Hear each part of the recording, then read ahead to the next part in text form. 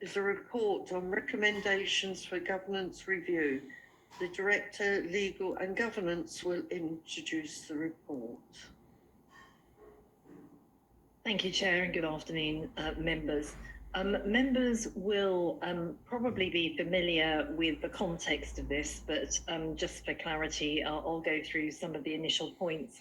The governance review, which we're talking about today, was undertaken in response to a recommendation from the Corporate Peer Challenge review process led by the LGA. That's a sectoral improvement process which goes into councils and identifies areas which are good practice and also areas for review. And in the review back in 2021, the governance and committee system of the council was identified as an area for review. Following that, the council commissioned the Centre for Governance and Scrutiny, which are a social enterprise, to undertake a review. They're fairly well known in the sector. They lead on particularly scrutiny matters at local authorities, and this is the outcome of the review. As we move into 2023, members may be aware that earlier this week, late last week, the Thurrock report, Best Value report, was published. And for members on the Standards Committee, I think it's a really good read. But I think that one of my initial reflections is that actually governance is very, very important, and how that mitigates against the risk of failure of authorities. So the work that we've done here around the governance review is really timely, actually, and it's definitely a lesson in authorities not becoming complacent about their governance arrangements, how it's something that you need to work on pretty much all of the time, whether that's in processes, procedures, or the culture that surrounds that. So in essence, the CFGS came in, they interviewed a number of people, members and officers in relation to the governance framework. They did quite a lot of observation, and they've produced a report. Overall, the report was positive. It made some very positive comments about member-officer relationships having improved.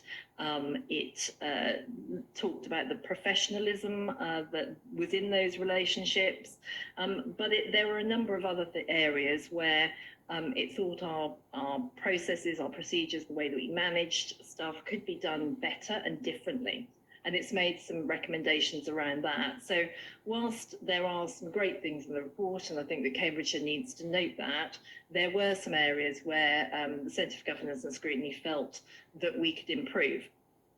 Some of that related to decision-making being top-heavy, particularly within a committee system. That's quite unusual because you have more decision-making opportunities because you have so many service committees, which isn't the same within a cabinet system, but they still felt that decision-making was a bit top-heavy in that regard.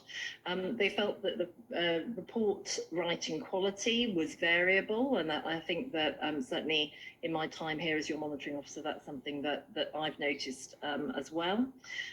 They thought that briefing arrangements and the use of spokes meetings could be handled differently. So I think that the message from that was very much that we're not getting enough briefing into the members across the piece. And I think they felt that could be improved. And I think that also relates back to agendas being top heavy.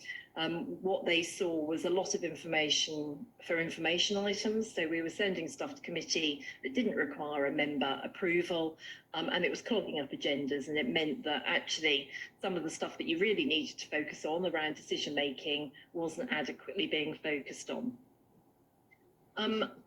They've made a number of recommendations in relation to areas which they felt would be helpful for us to look at. I don't think there's anything in there which is particularly controversial. You know, what you want in these reports are things which are improvements on practice rather than a big bang approach. If we were seeing lots of stuff in the recommendations which moved us from very far from where we wanted to be, then there's obviously something fundamentally wrong, which isn't the case here. The first recommendation recommended officer and member training, and really sort of trying to excuse me, I've lost my words there, trying to reinforce member and officer roles. So what we would normally see with member officer relationships, officers do the operational in terms of delivering the business, and members do the policy setting, the strategic direction setting. So I think that they felt there was a bit of an overlap in those areas sometimes, and that can be an area of key governance failure. I think they also felt that officers could do with some political awareness training. Sometimes that isn't evident in the way of when we handle business through committee, and report writing is an area which the officer side is working on and addressing, because that certainly needs to be improved. The member training was about some of those same issues, but actually it picked up some of the scrutiny skills that we need to develop. So one of the observations within the report was that because the agendas are so packed, there's not a lot of time for members to review and scrutinise their own progress on issues, or the authority's own progress on issues. So I think the training there is designed around things like interrogating data and evidence, understanding things like corporate parenting, questioning skills is a really good training session that a number of my previous members have been on and very much enjoyed, and that's really helpful. There was also the review of the member officer protocol in that, and also getting a report writing guide in for officers, which will help. Recommendation 2 was really refocusing some of the meetings that we have to make sure that briefing is being done in the right place, so that members get access to the information that they need. And I think that in terms of that, the more information we can give, the more targeted information we can give members outside meetings that enables them to participate effectively within meetings, then that's a good thing. It was noted that there were over 40 member working groups at the authority. Obviously, that has quite an impact in terms of how we run our business, and they suggested that those be rationalised alongside the member briefing sessions and formats that we use, because a lot of that work could be moved into briefing. They tried to create, under recommendation 4, some more capacity within the meeting cycle at the moment. So using remote meeting technology where, for example, with scrutiny functions, members don't need to be in the room to make a formal decision, proactive use of reserve meetings, and again, coming back to that dissemination of information with members. Recommendation 5 was really around capacity again, to remove some of the responsibilities around asset and procurement from strategy, resources and performance into a separate committee that would be able to scrutinise those proposals in public and give them the attention that they deserve. I think they simply felt there was too much going on in strategy and resources at the current time. Communities, or the cosmic, had a little bit of fiddling around the edges, but nothing substantial. The key strategic partnerships would be moved to strategy and resources to give that overall oversight of the council business. And recommendation 7 was really again around the edges of adults and health.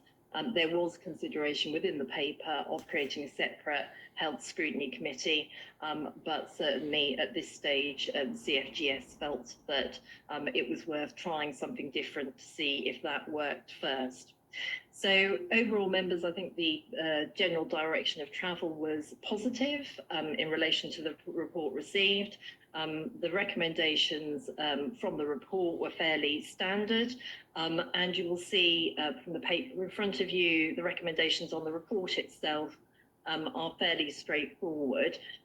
They are intended to give us a bit of leeway in how we implement the recommendations, subject to consultation engagement with members, but members at this stage are asked to note and comment on the review of the Council's committee system, recommend the proposed changes to the Constitution, which are effectively changes to the terms of reference of the Strategy and Resources Committee and the establishment of the Assets Procurement Committee, and delegate authority to me in consultation with the Chair and Vice Chair to make those draft amendments to the Constitution to be presented to full Council.